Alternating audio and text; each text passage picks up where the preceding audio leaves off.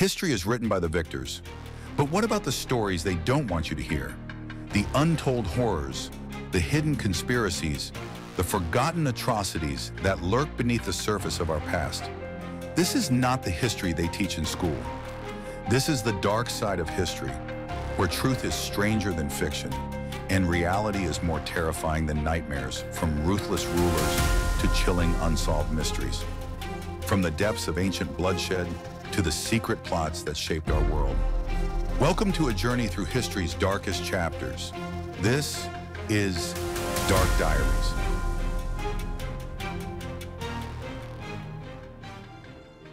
What if I told you that the bloodshed caused by one dictator could eclipse the atrocities of Hitler himself? A tyrant whose name is not as well known, but whose reign of terror left scars as deep as any in history. His crimes are buried in the annals of forgotten history, but they were just as brutal and just as horrifying. Can you imagine a world where such evil is overlooked? Where the horrors of one man are lost to time? In the shadows of history, beyond the infamous names we all know, there lurk others whose evil deeds were equally, if not more, devastating. Tyrants whose names perhaps never crossed your mind. Tonight we uncover their stories. In the 14th century, there was a man whose very name struck terror into the hearts of entire nations. Timur, or Tamerlane, was a man of unspeakable cruelty, whose reign brought death on a scale that is almost unimaginable. Born in what is now Uzbekistan, Tamerlane carved out an empire larger than most nations today. Uzbekistan, located in the heart of Central Asia, has long been a land of conquest, trade, and cultural fusion. It was once part of the ancient Silk Road, the legendary trade route connecting China to Europe, and a melting pot of Persian, Turkic, and Mongol influences. The region saw many great empires rise and fall, from the Persian Achaemenids to the Hellenistic rule of Alexander the Great, and later the powerful Samanid and Khwarezmian dynasties. But in the 13th century, everything changed. Genghis Khan and his Mongol hordes swept through Central Asia, leaving cities in ruins and reshaping the region. From this chaos emerged one of history's most feared conquerors, Tamerlane, or Timur, the man who would forge an empire through terror and bloodshed. We will cover more of these topics in future episodes, so don't forget to subscribe and stay tuned for upcoming episodes. Timur was born in 1336 in the city of Shahrazabs, near modern-day Samarkand in Uzbekistan. He was of Turco-Mongol descent and belonged to the Barlas tribe, a Mongol group that had adopted Turkic customs and the Islamic faith. Legend has it that as a young warrior, Timur was struck by an arrow in the leg, leaving him permanently crippled, hence the name Tamerlane, which derives from Persian Timuri Lang, meaning Timur the Lame. But despite his physical impairment, his ambition was limitless. Timur was a cunning strategist and ruthless warrior. Though he claimed to be a descendant of Genghis Khan, he had no direct blood ties to the Mongol ruler. Instead, he gained power through political maneuvering, assassinations, and sheer military prowess. By the 1360s, Timur had risen to prominence in the fractured Chagatai Khanate, a Mongol successor state. Using a combination of alliances, betrayals, and warfare, he seized control of Samarkand, which would become the heart of his empire. With an army forged through brutal discipline and loyalty, Timur set his sights on expansion. He used psychological warfare and sheer brutality to subjugate his enemies. Entire cities were razed, and his infamous pyramids of skulls were left as grim warnings to those who resisted. Some of his most famous campaigns are as follows. From 1380 to 1393, Timur turned his sights on Persia, invading and crushing the Ilkhanate and overrunning cities like Isfahan and Shiraz. In Isfahan, he slaughtered over 70,000 people and built a tower of severed heads. In 1398, Timur invaded Delhi, massacring over 100,000 prisoners in a single day before looting the city and leaving it in ruins. His forces carried vast riches back to Samarkand, and Timur proceeded to wage war against the Ottoman Sultan Bayezid in 1402, capturing and humiliating him in battle. Some say Bayezid was kept in an iron cage until his death. And finally, in 1401, Timur's army butchered over 200,000 people, setting fire to the ancient city and erasing much of its former glory. At its height, Timur's empire stretched from Anatolia, Turkey, to India, from Russia to Persia. He was feared as a second coming of Genghis Khan. But unlike the Mongols, Timur's empire did not last beyond his lifetime. In 1405, at the age of 68, Timur embarked on his final campaign, an invasion of China. But fate intervened. While marching through the freezing steppes of Kazakhstan, he fell ill. Some say he caught pneumonia. Others suspect exhaustion from his lifelong wars. Timur died before reaching China. His body was returned to Samarkand, where he was buried in the Gori Amir Mausoleum, a grand tomb that still stands today. But even in death, Timur's legend endured. In 1941, when Soviet archaeologists opened his tomb, they found an inscription: "Whoever disturbs my tomb will unleash an invader more terrible than I." That same day, Hitler launched Operation Barbarossa, the Nazi invasion of the Soviet Union. In future episodes, we'll uncover more hidden chapters of the Nazi Empire, its darkest secrets, shocking strategies, and the twisted machinery behind its reign of terror. Stay tuned. Returning to our episode, let's fast forward to the 1970s, where we find ourselves in the heart of Cambodia, where another name emerged, Pol Pot, a dictator whose atrocities rivaled the darkest times in history. His goal? A perfect agrarian society. His methods? Brutal, genocidal. Under Pol Pot's rule, over 2 million people, nearly a quarter of the Cambodian population, were exterminated.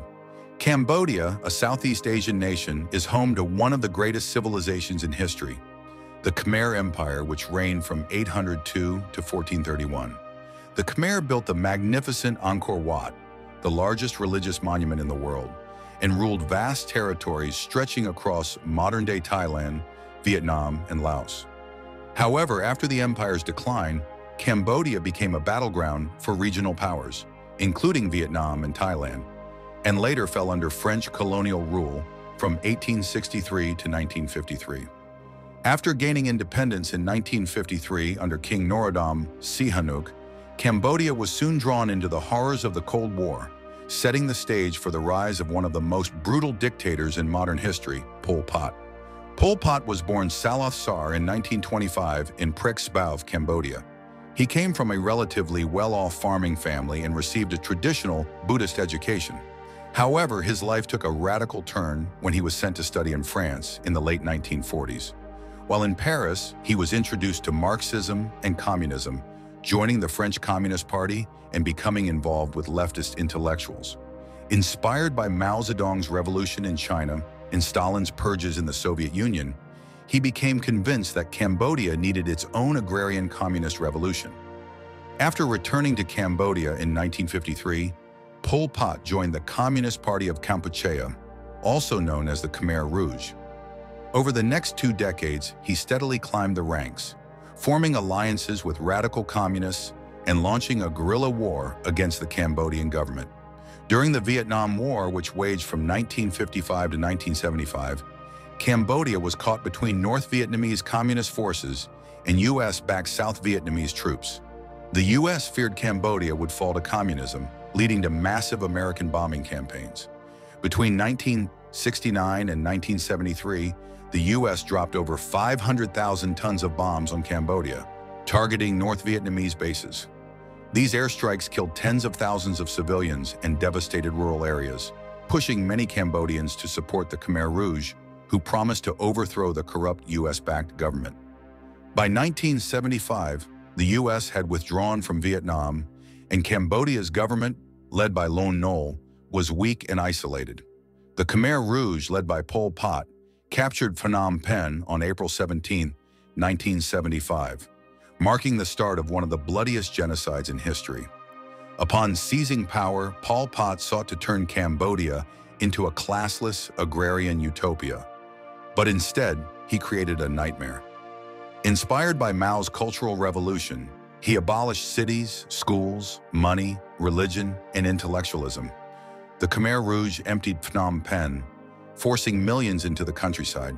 Anyone educated, teachers, doctors, even people wearing glasses, were executed. Millions were sent to labor camps, where starvation, disease, and executions became routine.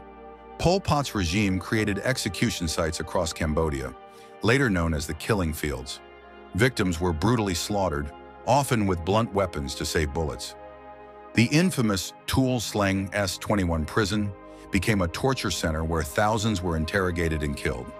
Between 1.7 and 2.2 million Cambodians, about a quarter of the population, died from starvation, overwork, disease, and mass executions. Despite being fellow communists, Cambodia and Vietnam were bitter enemies. The Khmer Rouge frequently raided Vietnamese villages, killing thousands. In December 1978, Vietnam invaded Cambodia, capturing Phnom Penh on January 7, 1979. Pol Pot and the Khmer Rouge fled into the jungles, waging a guerrilla war for the next 2 decades. By the 1990s, the Khmer Rouge had collapsed. In 1997, Pol Pot was arrested by his own followers in an internal power struggle. On April 15, 1998, while under house arrest in the jungle, Pol Pot died mysteriously. Some say it was a heart attack. Others suspect he was poisoned to prevent him from facing trial.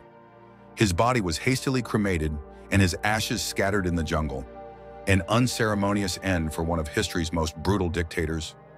Modern Cambodia has rebuilt, but the scars of the Khmer Rouge remain. The killing fields in Tuol Sleng prison serve as reminders of one of the darkest chapters in human history. Traveling 5,000 miles from Cambodia, we are now in the heart of Africa, where one man stood above the rest, his monstrous cruelty unmatched in the modern world. Idi Amin, the self-proclaimed butcher of Uganda, ruled with a blood-stained fist. His reign was a nightmare of torture, executions, and mass displacement. Uganda, a landlocked nation in East Africa, has a deep history stretching back thousands of years. Home to powerful kingdoms such as Buganda, Bunyoro, and Ankole, the region was known for its rich culture, trade networks, and warrior traditions. However, like much of Africa, Uganda fell under British colonial rule from 1894 to 1962. The British favored the Buganda Kingdom, creating ethnic and political divisions that would later lead to deep instability.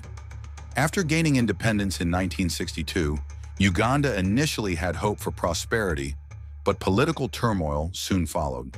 One man would take advantage of this chaos: Idi Amin, a brutal dictator whose rule became one of the bloodiest in African history. Idi Amin Dada was born around 1925 in Koboko, northern Uganda, into the Kakwa ethnic group. Raised in poverty, he had little formal education and instead joined the British colonial army in 1946. Amin quickly earned a reputation for being a fierce and ruthless soldier, serving in British campaigns to suppress uprisings in Somalia and Kenya. His loyalty and brutality impressed British officers, who promoted him to a high rank despite his lack of education. When Uganda gained independence in 1962, Amin remained in the military and rose under the first Prime Minister, Milton Obote. By the late 1960s, President Milton Obote became increasingly authoritarian, centralizing power and cracking down on opponents. In January 1971, while Obote was attending a Commonwealth summit in Singapore, Amin staged a military coup. With support from the army and backing from Britain and Israel, Amin seized control and declared himself president of Uganda. At first, he was welcomed as a liberator. He promised democracy and stability, but within months, Uganda descended into terror. Amin declared himself field marshal, president for life, and conqueror of the British Empire. He dressed in elaborate military uniforms, surrounded himself with bodyguards, and lived in luxury. But behind the grand spectacle, his rule was one of fear, mass executions, and political purges. Amin saw enemies everywhere. He purged soldiers and politicians loyal to Obote, executing thousands. He tortured and executed between 300,000 to 500,000 Ugandans.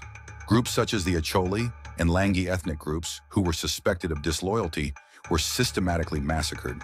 His enemies were executed in unspeaking ways. Amin's secret police, the State Research Bureau, carried out unspeakable torture where they would have victims fed to crocodiles, beaten to death, or electrocute. Some victims were even forced to kill their own family members before being executed. Despite his brutality, Amin was admired by some for defying Western powers and portraying himself as a Pan-African leader. Amin's downfall began when he invaded Tanzania in 1978, attempting to annex territory. In response, Tanzanian forces, led by Julius Nyerere, invaded Uganda with exiled Ugandan rebels. By April 1979, Amin's forces collapsed, and Tanzania captured the capital, Kampala. Amin fled to Libya, then Saudi Arabia, where he lived in exile until his death. Amin lived in Saudi Arabia for 24 years, under house arrest but unrepentant. He never faced trial for his crimes. In 2003, he fell into a coma due to kidney failure.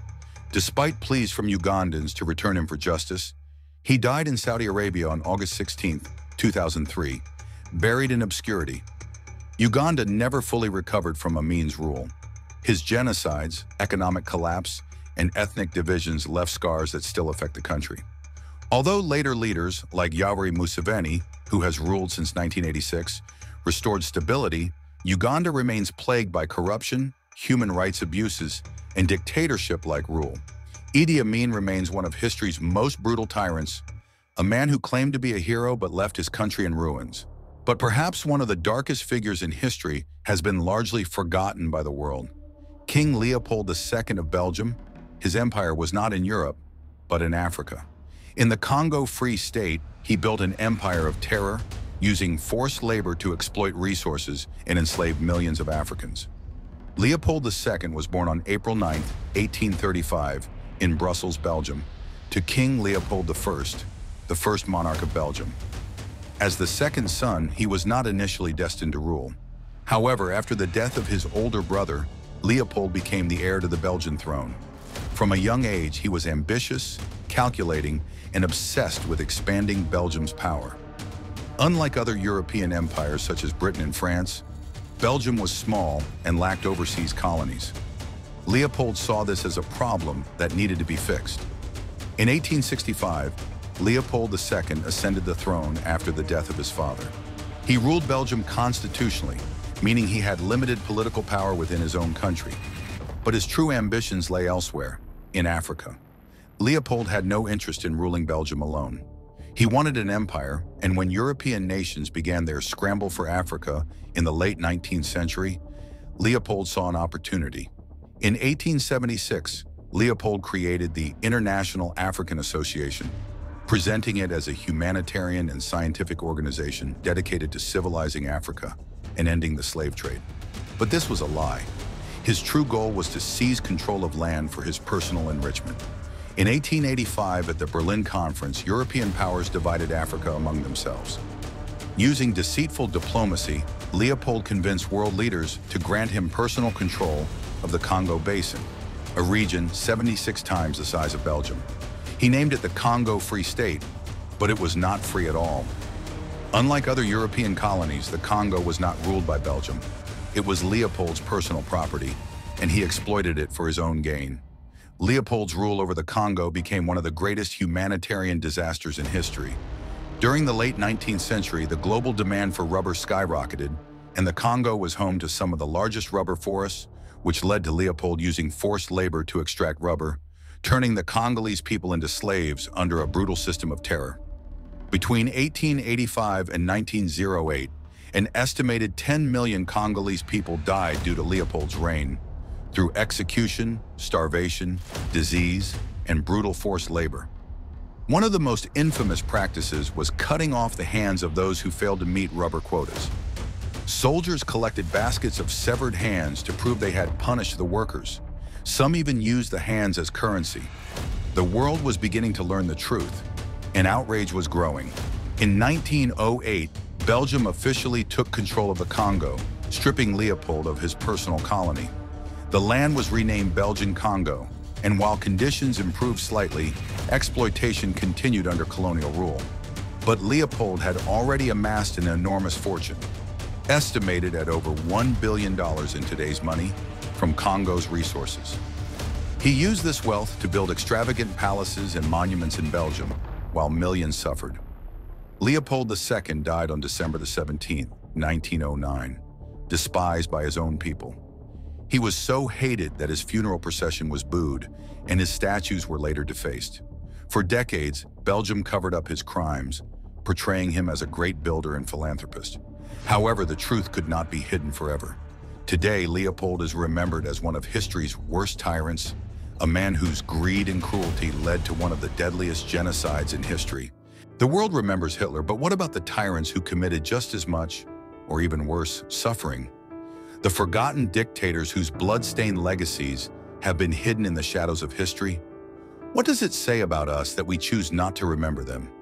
Is it easier to forget, or is it simply too horrifying to face?